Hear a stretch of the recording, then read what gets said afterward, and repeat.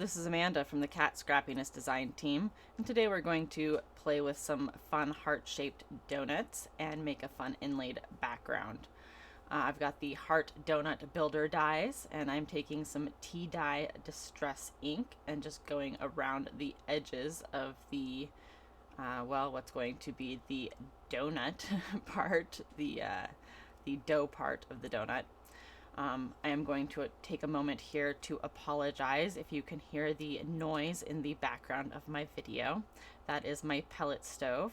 Normally I would just suck it up buttercup and freeze a little bit, but our furnace died in our house about 2 weeks ago, I guess it is, and due to everything COVID pandemic related, everything's on back order, and so we have not been able to replace our furnace because they are on back order.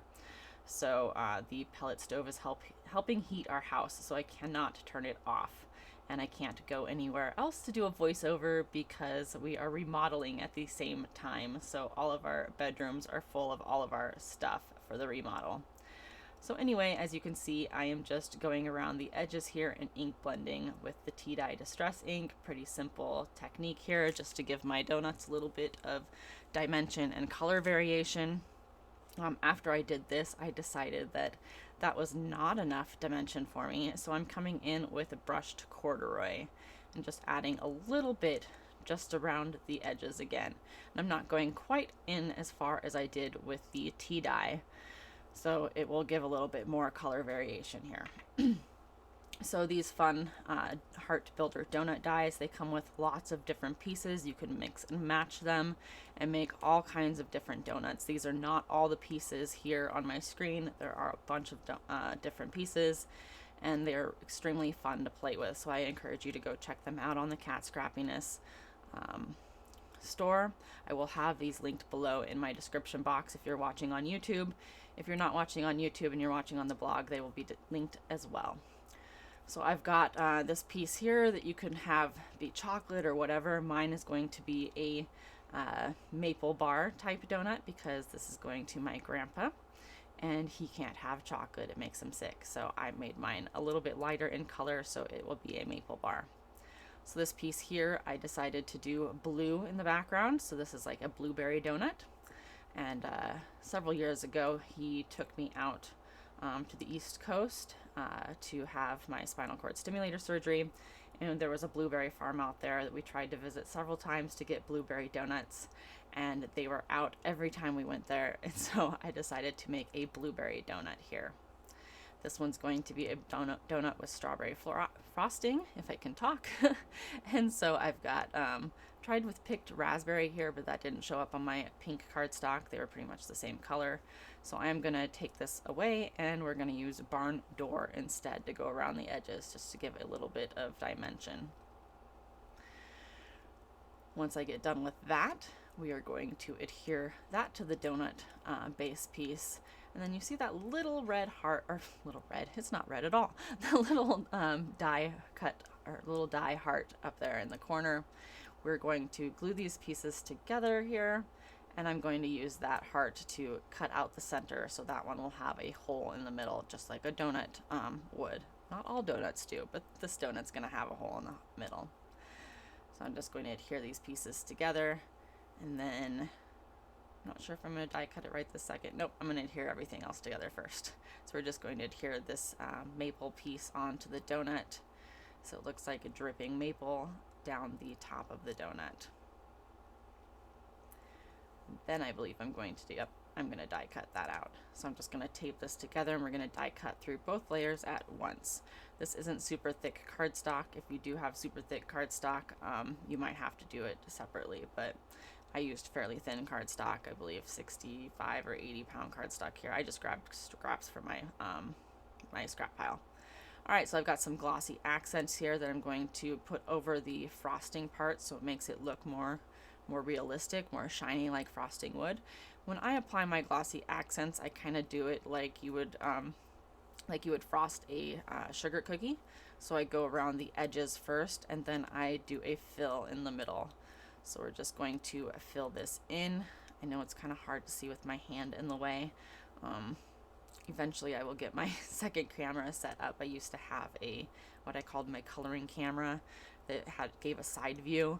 That one died, and I got a new one a little while ago, but I haven't took the time to set that up yet, so I will get that set up here pretty soon so I can give you guys a better view of this kind of stuff. So I'm just going to fill this in real quick, and then you see that piece by my hand there with all the tiny little hearts cut out. We're going to stick those in the glossy accents so it looks like heart sprinkles on my donut.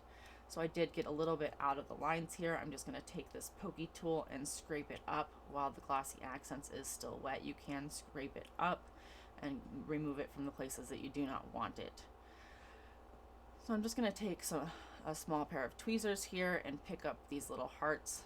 My hands shake too much to try to do this by hand, so I do find tweezers very helpful for this. I'm just going to stick some of these in the glossy accents. I did end up going way overboard with the heart sprinkles. I cut out another piece to add more hearts on there. And as you can see, I just kind of cut this out so you didn't see me sticking a million hearts on there. Now I'm going to do the same thing with the maple, but we're not going to watch all of that because you just watched me to do the other one. So now I've got the A2 Heart Sunburst Die. I cut it both out of craft cardstock and out of that fun polka dot glitter background there. And we're just going to adhere the craft one onto the card base. And then I'm going to take the inside pieces for the polka dot one and inlay them into the craft one. I thought that was kind of fun, but it wasn't. With the craft piece, I felt like it wasn't too girly with all the glitter and whatnot. You'll have to let me know what you think. Off screen, I did do the reverse too, and I have that for another card at another time. So there was no waste here. I got 2 cards out of 1, basically. So we're just going to inlay these pieces. I'm not going to have you watch all of it, just a few of them. But so you can kind of get the idea. If you've never seen inlay before, it is a very fun technique in my opinion, but I enjoy kind of doing these little pieces. Even though my hands shake, I still think it's fun. It's kind of like putting together a puzzle or whatever. I find it relaxing anyway. I'm just going to take each one of these pieces and put it into the corresponding hole on the craft one. I thought that the craft kind of broke it up and didn't make it so colorful and wild. Anyway, so we're putting in the last piece here so you can see how this now turned out. I think that it's fun and it kind of breaks up that wild background. Alright, so live and learn here. If you're going to do glossy accents on the thinner cardstock, I highly recommend that you glue these down first instead of doing it like I did. When I put these on here, this one did fine, but the strawberry donut, when I went to flatten it out because it had warped from the glossy accents, when I went to flatten it out and put it on my card base, it cracked and it made me sad. But you know, we're handmade, not Hallmark, so it is what it is. But just for next time, I would adhere the donuts first and then put the glossy accents on there. That way it won't warp and you won't risk cracking your glossy accents. And this is something that I should have known. I've probably done it before, but you know, sometimes I forget. I go for a while without using the glossy accents, and I really wasn't thinking about how I was going to do this. Plus, I've been a little rusty in the card making game. I think it's been almost a month off now. Because I had some health problems and was in the hospital for a little while, and I couldn't make it down to my crafting room. So, you know, sometimes you just don't think things through. So I did crack it, but it wasn't a huge deal. So now I'm just going to pop this center heart up a little bit so it can sit on top of the other ones. Just kind of situating my foam squares here so I can have it sit correctly and not be awkward, I guess. So I don't want the foam squares sitting on top of the other 2 hearts, I guess is what I'm trying to say here. I'm going to add a little liquid adhesive where it does sit on the other heart so we don't have it catching on the envelope or anything as the recipient pulls it out of the card. So lastly, we are going to work on our sentiment. So I pulled out the For the Love of Donuts stamp set, also part of this new release. And I'm also going to pull out a small sentiment from Simon Says Stamp that is the Tiny Words birthday stamp set. So the sentiment will really read, Geez. So the sentiment will read, "Holy moly," which is part of the donut stamp set. "It's your birthday," which is from the Simon Says stamp set. I'm going to heat emboss this with white embossing powder. So I stamped it in VersaMark. And I did use the fun new telescopic embossing powder tool from Cat Scrappiness. Love it.